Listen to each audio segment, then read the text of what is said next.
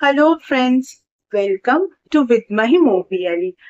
আজ মহাষ্টমীর পূর্ণ সন্ধ্যা, তাই সকলকে জানাই মহাষ্টমীর অনেক অনেক শুভেচ্ছা। আজ মহাষ্টমী বা দুর্গাষ্টমীর এই পুণ্য তিথিতে অক্টোবর 2025-এ তোমাদের জন্য মেইন রিডিং কি হতে পারে সেই বিষয়ে রিড করব। কাদের জন্য? যাদের জন্ম যে কোনো মাসের 1 তারিখ থেকে শুরু করে 31 তারিখ পর্যন্ত এবং যারা নিজেদের প্রপার ডিওবি জানেন না তাদের জন্য, অর্থাৎ সকলের জন্য। এবার আজকে এই রিডিং এর ফলে যে মেসেজেস আসবে সেই মেসেজগুলো তোমাদের লাইফে 5টা important sector, health, wealth, career, education, relationship বা আদার সাবসেক্টরস, যে কোনো সেক্টরে তোমরা চাইলে রেজোনেট করাতে পারো বা একের বেশি সেক্টরেও কিন্তু রেজোনেট করাতে পারো, বা যে যে সেক্টরগুলোতে রেজোনেট হচ্ছে বলে তোমার মনে হবে সেই সেই সেক্টরে কিন্তু তোমরা এই রিডিং রেজোনেট করাতে পারো। তাই আজ আমরা এই ভিডিওতে দেখিনি সকলকে আদিশক্তি মা জগৎ জননী কি কি মেসেজ দিতে চান অক্টোবর 2025 এর জন্য। চলো শুরু করা যাক। এটা কিন্তু ভিডিওর থার্ড পার্ট। এর আগে ভিডিওর first and second part already uploaded. যারা যারা সেই পার্টগুলো মিস করে গেছো তারা কিন্তু একবার সেই পার্টগুলো দেখে নিও। চলো শুরু করা যাক। ভিডিওর এই পার্টে আমরা দেখে নেব যাদের জন্ম যে কোনো মাসের 9 তারিখে তাদের জন্য কি রিডিং আসছে।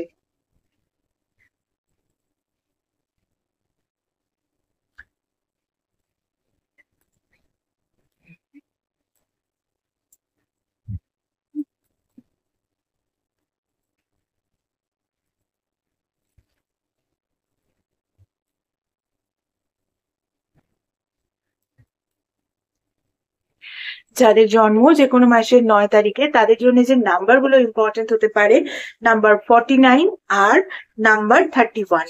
দেখো তোমাদের জন্য যে ফার্স্ট কার্ডটা এসছে সেটা হচ্ছে অবজারভারের কার্ড, আর তারপরে ডিসিশনের কার্ডও এসছে, অর্থাৎ very crystal clear message from divine পাওয়ার। তোমরা কিন্তু এই অক্টোবর 2025-এ যে বড় ডিসিশন বা যে ছোট থেকে ছোট ডিসিশন বা যে কোনো ইম্পর্টেন্ট ডিসিশন নেবে এমন ভেবেছো, সেই ডিসিশন গুলোকে কিন্তু অক্টোবর 2025-এ নেওয়ার দরকার নেই। কারণ এই সময় কিন্তু তোমাদের বলা হচ্ছে অবজার্ভ করার জন্য। তোমরা সেই বিষয়টাকে ভালো করে অবজার্ভ করো, ডিসিশনটা তারপরে নেবে। যখন আমি অক্টোবরের শেষে বা নভেম্বরের প্রথমের দিকে নভেম্বর 2025 এর রিডিং নিয়ে আসবো, তখন কি রিডিং আসছে সেটা দেখে নাও। দেখে নিয়ে তখন তুমি সেই ডিসিশন গুলো নেবে। কিন্তু ডিসিশন নেবার আগে যে বিষয়ে ডিসিশনটা নিতে চাইছো সেই বিষয়টাকে ভালো করে অবজার্ভ করো, আর সেই অবজার্ভ করার কাজটাই কিন্তু তোমাকে 2025 এর এই অক্টোবর মাসে কিন্তু করতে হবে। সেটাই ডিভাইন বলছে। চলো এরপরে যাদের জন্ম যে কোনো মাসের 10 তারিখে তাদের জন্য কি রিডিং আসে একটু দেখে নিই।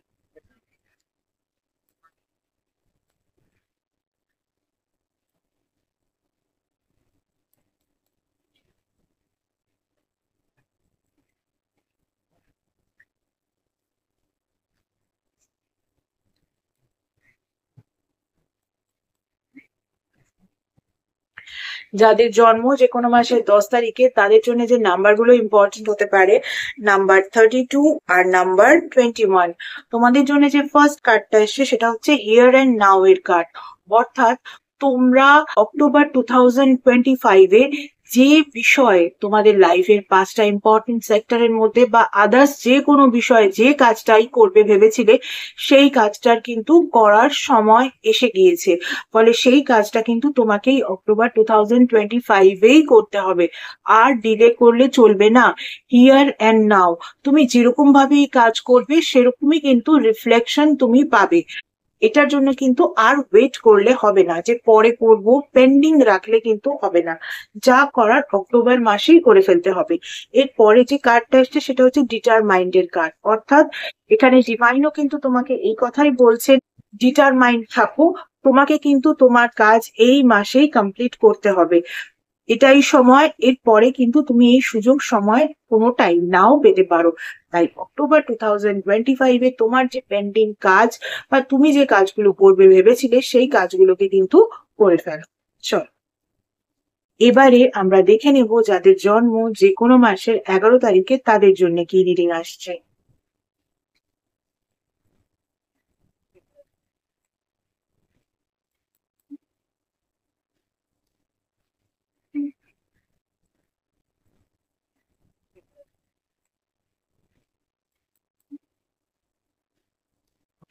যাদের জন্ম যে কোনো মাসের 11 তারিখে তাদের জন্য যে নাম্বারগুলো ইম্পর্টেন্ট হতে পারে, নাম্বার 10 আর নাম্বার 30। দেখো তোমাদের জন্য যে ফার্স্ট কার্ডটা এসছে সেটা হচ্ছে আনফিনিশড সিম্ফনির কার্ড। দেখো তোমরা হয়তো অনেক বিষয়কেই ভেবেছো তোমাদের জীবন থেকে, সেগুলো হয়তো শেষ হয়ে গেছে, কিন্তু ডিভাইন পাওয়ার তোমাদের বলছে যে তোমরা যেটাকে ভাবছো শেষ হয়ে গেছে সেটা অ্যাকচুয়ালি শেষ হয়ে যায়নি। সেটার মধ্যে কিন্তু এখনো কিছু বাকি আছে, কিছু আনফিনিশড আছে। তাই যেটাকে মনে করছো তোমার লাইফের 5টা ইম্পর্টেন্ট সেক্টরের যে কোনো সেক্টরে হতে পারে বা আদার্স কোনো সাবসেক্টরে হতে পারে, তুমি যদি ভেবে থাকো অল আর এন্ড, এন্ড সমস্ত কিছু হয়নি বা সবকিছু ফিনিশ হয়ে যায়নি, এখনো পর্যন্ত কিন্তু অনেক কিছুই বাকি আছে। তাই এই ক্ষেত্রে কিন্তু একটা জিনিস মনে রাখো যে তোমার যে বিষয়টা সেটা কিন্তু এখনো পর্যন্ত ফিনিশ হয়ে যায়নি। তাই তুমি কিন্তু যে জিনিসটাকে ফিনিশ হয়ে গেছে মনে করছো সেটাকে কিন্তু ফিনিশ হয়ে গেছে এমন মনে করার কোনো কারণ নেই। এর সঙ্গে সঙ্গে ডিভাইন কিন্তু তোমাকে প্রায়োরিটিরও মেসেজ দিয়েছেন। অর্থাৎ তুমি আগে তোমার প্রায়োরিটিটাকে বোঝো। হয়তো তোমার যে কাজটা সেটাকে তুমি ভেবেছো ফিনিশড হয়ে গেছে, সেই কাজটার প্রতি তুমি সেরকম প্রায়োরিটি দাওনি, তাই সেই কাজটা এমন একটা ভাবে তোমার কাছে রিফ্লেক্টেড হয়ে এসছে, তোমার মনে হচ্ছে যে বিষয়টা বোধহয় শেষ হয়ে গেছে, কিন্তু সেই কাজটা হয়তো প্রায়োরিটির কাজ ছিল, তুমি সেই প্রায়োরিটিটা দিতে পারোনি, তাই জন্য তার রিফ্লেকশনটাও ওই রকম ভাবেই এসছে। কিন্তু যেহেতু কাজটা শেষ হয়নি, তাই তোমাকে কিন্তু তোমার প্রায়োরিটি গুলোকে আগে চুজ করে নিতে হবে, আগে বুঝে নিতে হবে। তারপর তুমি দেখো তুমি যে কাজটাকে ভেবেছিলে সেটা শেষ হয়ে গেছে, সেটা কিন্তু অ্যাকচুয়ালি শেষ হয়ে যায়।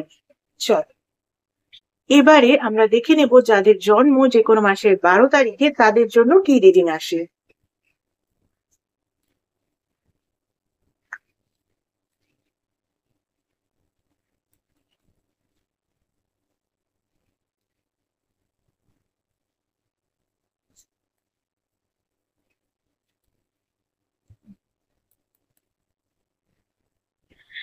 যাদের জন্ম যে কোনো মাসের 12 তারিখে তাদের জন্য যে নাম্বারগুলো ইম্পর্টেন্ট হতে পারে, নাম্বার 33 আর নাম্বার 8। দেখো তোমাদের জন্য যে ফার্স্ট কার্ডটা এসছে সেটা হচ্ছে কেওস অ্যান্ড কনফ্লিক্টের কার্ড। কেওস অ্যান্ড কনফ্লিক্টের কার্ড মানে বুঝতেই পারছো, অক্টোবর 2025-এ তুমি যে ইম্পর্টেন্ট কাজগুলো করতে ভেবেছিলে সেই কাজগুলো যদি করতে চাও সেখানে কিন্তু কেওস অ্যান্ড কনফ্লিক্টের একটা জায়গা তৈরি হচ্ছে। কিন্তু কেন, তার জন্য আমরা পরের কার্ডটা দেখে নিই। পরের কার্ডটায় কিন্তু বলা হচ্ছে প্রমিস অফ দ্য ফিউচার। তার মানে তুমি হয়তো এমন কিছু কাজ করে রেখেছো বা এমন কিছু প্রমিস করে রেখেছো ফিউচারের জন্য, সেটা যে কারো কাছে হতে পারে, কিন্তু সেই কাজটার যে প্রমিস সেই প্রমিসটা তুমি হয়তো রাখোনি।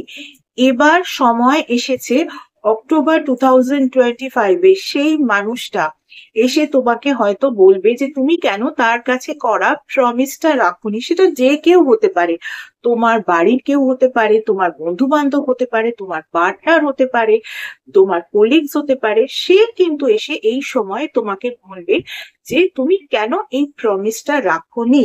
এবার কিন্তু তার তোমাকে কোয়েশ্চেন করার সময় হয়েছে। এতদিন ধরে তুমি প্রমিস করে যে প্রমিসটা রাখতে পারোনি, সেই প্রমিসটাকে নিয়ে কিন্তু এবার সেই ব্যক্তিটি তোমার কাছে এসে প্রশ্ন করবে, এবং প্রশ্ন করার ফলে একটা কেওস অ্যান্ড কনফ্লিক্টের সৃষ্টি হবে। এটা কিন্তু ভেরি ক্লিয়ারলি বোঝা যাচ্ছে। দেখো কেওস অ্যান্ড কনফ্লিক্টের সৃষ্টি হতে পারে, এটা যখন ডিভাইন বলছেন আগে থেকেই তো তোমাকে অ্যালার্ট করে দিচ্ছেন, তাই তুমিও একটু এই বিষয়ে অ্যালার্ট হয়ে যাও। কেওস অ্যান্ড কনফ্লিক্ট যেটা হবার সেটা এক্সট্রিম পর্যায়ে যাতে না চলে যায়, যাতে সেই মানুষটার সঙ্গে তোমার যে সম্পর্ক সেটা একেবারে খারাপ পর্যায়ে চলে গেল সেরকম যাতে না হয়, বা সেই সম্পর্ক আর কোনো রকম ভাবে না থাকলো এরকম পর্যায়ে যেন না যায়, সেই জন্যে কিন্তু ডিভাইন আগে থেকে তোমাকে কেওস অ্যান্ড কনফ্লিক্টের এই মেসেজটা দিয়ে দিচ্ছেন, তোমাকে অ্যালার্ট করে দিচ্ছেন। যেহেতু অ্যালার্ট করে দিচ্ছেন, তাই তুমি কিন্তু কেওস অ্যান্ড কনফ্লিক্টটাকে সেই রকম পর্যায়ে নিয়ে যেও না যাতে সেই ব্যক্তিটির সঙ্গে তোমার সম্পর্ক খুব খারাপ হয়ে যেতে পারে বা একেবারে ছিন্ন হয়ে যেতে পারে। ঠিক আছে, চল ভিডিওর এই পার্টে কিন্তু এটুকুই, বাকি রিডিং গুলো দেখতে হলে কিন্তু দেখতে থাকতে হবে। এছাড়া যারা যারা আমার থেকে পার্সোনাল কনসালটেশন নিতে চাও তাদের বলবো, পার্সোনাল কনসালটেশন কিন্তু একেবারেই ফ্রি কনসালটেশন নয়। পার্সোনাল কনসালটেশন কিন্তু paid consultation. Regarding what? Regarding numerology, vastu, tarot reading, tarot healing, crystal healing, healing with reiki, healing with meditation, healing with law of attraction, healing with symbolism, astrology, palmistry, সনাতন ধর্মীয় পদ্ধতিতে spell casting, সনাতন ধর্মীয় পদ্ধতিতে Mojo bag, এবং এমন কিছু special remedies যেগুলো তোমাদের ওভারঅল ডিটেলস চেক করার পরেই দেওয়া যায়, এভাবে জেনারেলি দেওয়া যায় না, ইত্যাদি বিষয় আমার থেকে কনসালটেশন নিতে হলে কিন্তু স্ক্রিনে যে ইমেল আইডিটা দেখতে পাচ্ছ সেই ইমেল আইডিতে মেল করো তোমাদের অ্যাপয়েন্টমেন্ট বুক করার জন্য। তোমাদের অ্যাপয়েন্টমেন্ট একবার বুক করা হয়ে গেলে তখন তোমাদের টাইম স্লট প্রোভাইড করে দেওয়া হবে এবং কল নাম্বারও প্রোভাইড করে দেওয়া হবে। যে টাইম স্লট ওয়াইজ সেই নাম্বারে কিন্তু তোমাদের কল করে নিতে হবে।